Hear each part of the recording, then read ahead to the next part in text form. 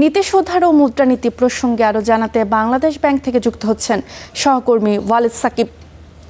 Walid,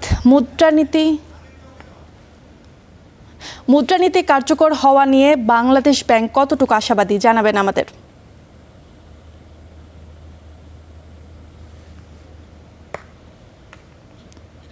Rimi, Bangladesh bank নীতি সুধার কমিয়েছে 2 বছর পর।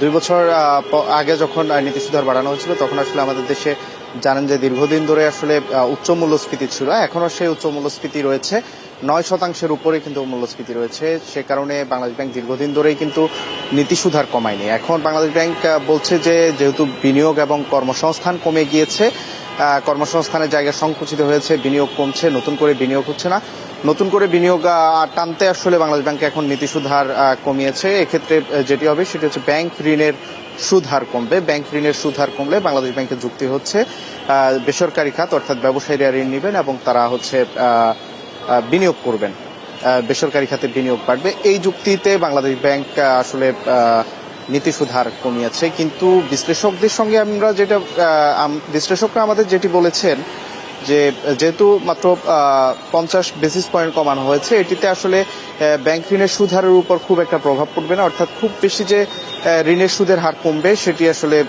এই ক্ষেত্রে হবে না। সে কারণে বাংলাদেশ ব্যাংক যে লক্ষ্য নিয়ে আসলে ঋণের সুদ হার কমিয়েছে, নীতি সুদ হার কমিয়েছে, সেটি আসলে পূরণ হবে না। তো এই ক্ষেত্রে বিশ্লেষকরা বলছেন যে আরেকদিকে যে আমাদের উচ্চ মূল্যস্ফীতির জন্য আসলে উচ্চ মূল্যস্ফীতি কমাতে আসলে আমাদের ব্যাংক ঋণের যে লাগাম টেনে ধরার পাশাপাশি হচ্ছে আমাদের বাজার মনিটরিং ব্যবস্থাটাকে হচ্ছে জোরদার করার জন্য বলছেন রিমি। ধন্যবাদ ওয়ালিদ সাকিব। দর্শক, আমরা এতক্ষণ জানছিলাম বাংলাদেশ ব্যাংকের নতুন মুদ্রানীতি প্রসঙ্গে বিস্তারিত।